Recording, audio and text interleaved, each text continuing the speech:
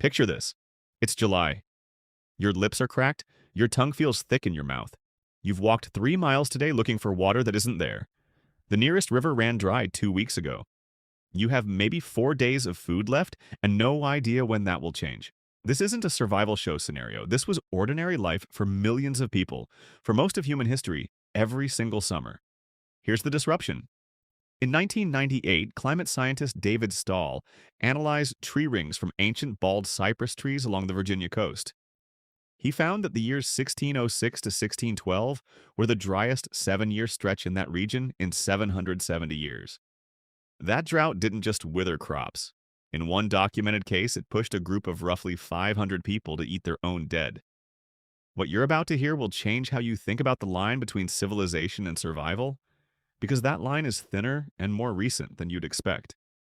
In May of 1607, English colonists landed at Jamestown, Virginia, at what climate researchers now believe was the driest growing season the region had seen in over 7 centuries. The timing could not have been worse. Freshwater sources dried up. Saltwater crept up the James River, poisoning what little drinking water remained. Crops failed through the summer months again and again, 3 years running. By the winter of 1609, the colony had a name for what came next: the starving time. Population records show the settlement dropped from around 500 people to roughly 60 in a single season. People ate horses, they ate dogs, cats, rats. Some accounts from the period describe boiling shoe leather. In 2012, Smithsonian forensic anthropologist Douglas Ausley examined a skull and shin bone recovered from a Jamestown trash pit. They belonged to a 14-year-old girl, later nicknamed Jane by researchers. Owsley found shallow, tentative cut marks on her skull, consistent with an inexperienced hand attempting to remove flesh after death. Chop marks on her jaw matched tools used to butcher livestock. The physical evidence didn't point to murder. It pointed to a population already dead from starvation, and a colony too desperate to leave those bodies in the ground. But Jamestown wasn't an isolated horror born from bad luck and bad planning. It was a pattern. And the pattern goes back thousands of years earlier, buried in the American Southwest. Around 1150 CE in what's now southwestern Colorado, a community of ancestral Puebloans lived at a site archaeologists call Cowboy Wash. Tree ring data from the region shows this period overlapped with a catastrophic multi-year drought, part of a broader collapse that emptied the Four Corners area of nearly all its population within a generation. In 2000, biochemist Richard Marlar and his team published findings in the journal Nature. They had tested a cooking pot recovered from Cowboy Wash for human myoglobin, a muscle protein that only appears in this context if human tissue was cooked in the vessel. The test came back positive. Nearby, they found human remains with cut marks, burn patterns, and breakage, consistent with processing for consumption, then a fire pit built directly on top, as if to erase what had happened there. Marlar's team identified at least 7 individuals across the site showing this pattern. Not 1. 7. Researchers still debate the cause: warfare, social collapse, ritual, starvation. But the drought sits underneath every theory, the same way it sits underneath Jamestown 5 centuries later, an ocean away. That's not the whole story, though. Not every summer survival strategy ended in a body count. Some were stranger, and some are still practiced today. In East Africa, among Maasai and Karamojong pastoralist communities, the dry season creates a different kind of crisis. Cattle are milk, meat, and currency. But in the driest months, milk yield can drop by more than 60%, and slaughtering an animal for meat means permanently losing a source of future milk. So herders developed a third option.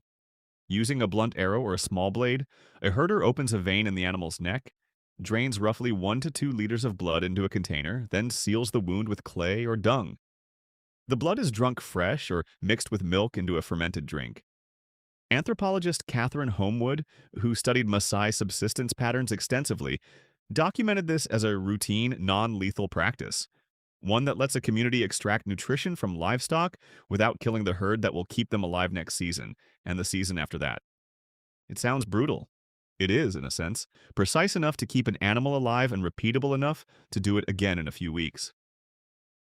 Except there's a problem with treating any of these as separate stories.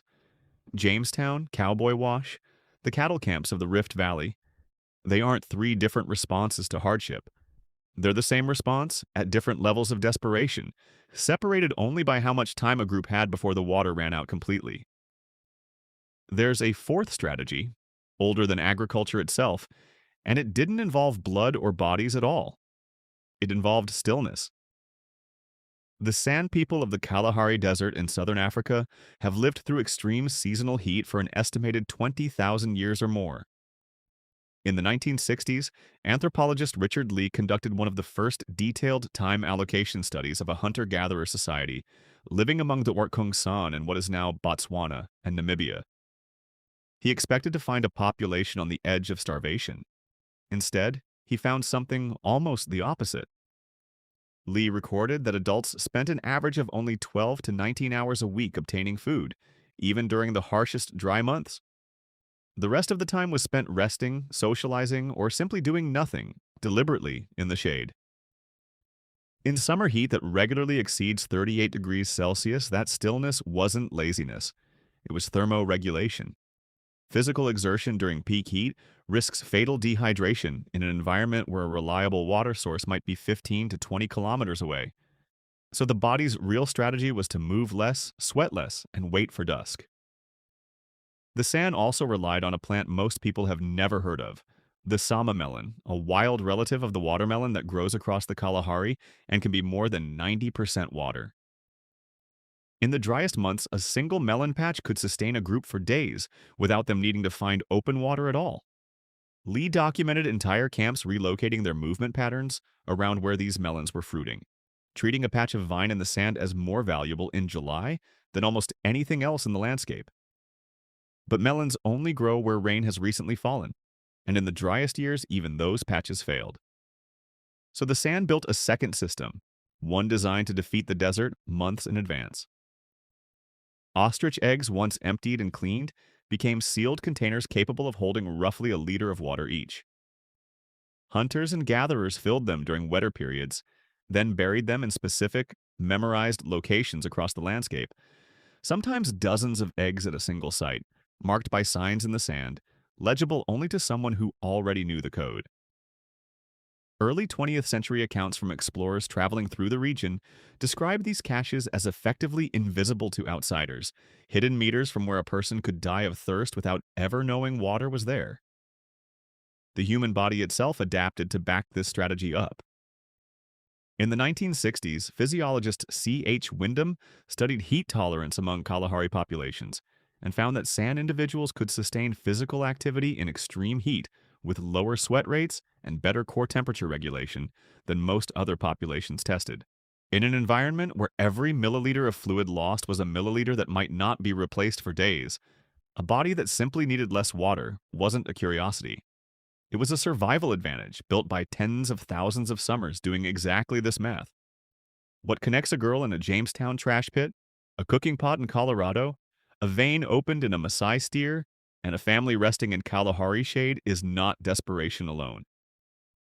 It's calculation. Every one of these was a decision made by someone doing math with the only variables that mattered. How much water is left? How many days can a body last without it?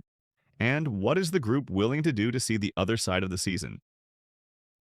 You've never had to make that calculation. Turn a tap, and water arrives from somewhere you'll never see, pumped, treated, guaranteed.